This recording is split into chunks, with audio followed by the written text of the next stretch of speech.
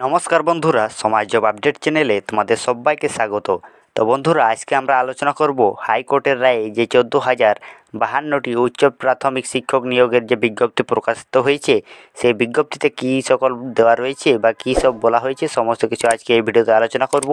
অবশ্যই ভিডিওটি স্কিপ না করে শেষ পর্যন্ত দেখার অনুরোধ রইল।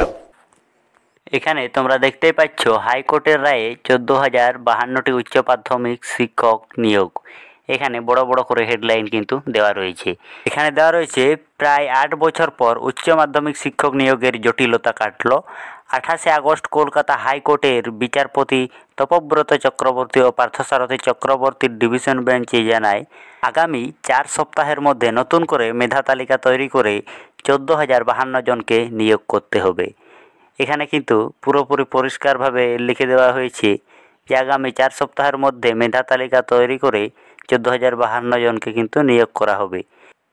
শিক্ষামন্ত্রী ব্রাত্য বসু জানান, মুখ্যমন্ত্রীর সদিচ্ছায় উচ্চ প্রাথমিক বিদ্যালয়ে 14,000-এরও বেশি শূন্য পদে নিয়োগের জটিলতা কেটে গেল। তাই এবার আশা করা যায় পুজোর আগেই প্রার্থীদের নিয়োগ করা হবে। তো বন্ধুরা, তোমাদের কাছে এটা খুবই খুশির খবর যে পুজোর আগেই কিন্তু নিয়োগের সিদ্ধান্ত নেওয়া হয়েছে। উচ্চ প্রাথমিক স্কুলের শিক্ষক পদে 14,339টি শূন্য পদের জন্য 2016 সালে দরখাস্ত নেওয়া হয় এবং বিজ্ঞপ্তিতে উল্লেখ ছিল 2011 ও 2015 সালের টেট পাস প্রার্থীরা এই পরীক্ষায় অংশ নিতে পারবেন। সেই বছরে প্রায় 2,28,678 জন প্রার্থী পরীক্ষা দিয়েছিলেন।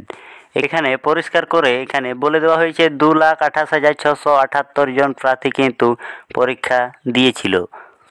এরপর 2019 সালের 24 আগস্ট ইন্টারভিউয়ের জন্য প্যানেল প্রকাশ করে স্কুল সার্ভিস কমিশন। ওই বছরই 4 অক্টোবর মেধা তালিকা প্রকাশিত হয়। তারপর বিভিন্ন অনিয়মের অভিযোগে 2020 সালের 11 ডিসেম্বর কলকাতা হাইকোর্টের বিচারপতি মৌসুমী ভট্টাচার্যের সিঙ্গেল বেঞ্চ পুরো তালিকাটি কিন্তু বাতিল করে দিয়েছিল। তারপরে প্রায় 3 বছর মামলা চলেছিল। 2023 সালে প্যানেল প্রকাশের নির্দেশ দেন বিচারপতি সৌমেন সেন। ওই রায়ে বলা ছিল প্যানেল প্রকাশ হলেও কাউকে নিয়োগ করতে পারবে না স্কুল সার্ভিস কমিশন। পরে এই মামলা বিচারপতি তপব্রত চক্রবর্তীর ডিভিশন বেঞ্চে আসে এবং সেখানে অভিযোগ ওঠে যে শুধুমাত্র অনুমানের ওপর ভিত্তি করে ইন্টারভিউ প্রক্রিয়া থেকে 1,463 জন প্রার্থীকে বাদ দেওয়া হয়েছে এবং কেন এইসব প্রার্থীকে বাদ দেওয়া হলো তার কারণ জানতে চান বিচারপতি। সব পক্ষের বক্তব্য শোনার পর 28 আগস্ট ডিভিশন বেঞ্চ রায় দেয় ওই বাদ পড়া 1,463 জনকে নিয়ে মোট 14,052 জনের তালিকা প্রকাশ করতে হবে আগামী 4 সপ্তাহের মধ্যে। তার 4 সপ্তাহের পর নিয়োগ প্রক্রিয়া শেষ করতে হবে। এখানে হাইকোর্ট পরিষ্কারভাবে জানিয়ে দিয়েছে 4 সপ্তাহের মধ্যে 14,052 জনের তালিকা প্রকাশ করতে হবে এবং তার ঠিক 4 সপ্তাহ পরে কিন্তু নিয়োগ প্রক্রিয়াও শেষ করতে হবে। বন্ধুরা, আশা করি তোমাদের কাছে পুরো বিষয়টা ক্লিয়ার হয়ে গেছে। এই বিজ্ঞপ্তিতে যতটুকু বলা ছিল আমি তোমাদের বোঝানোর চেষ্টা করেছি।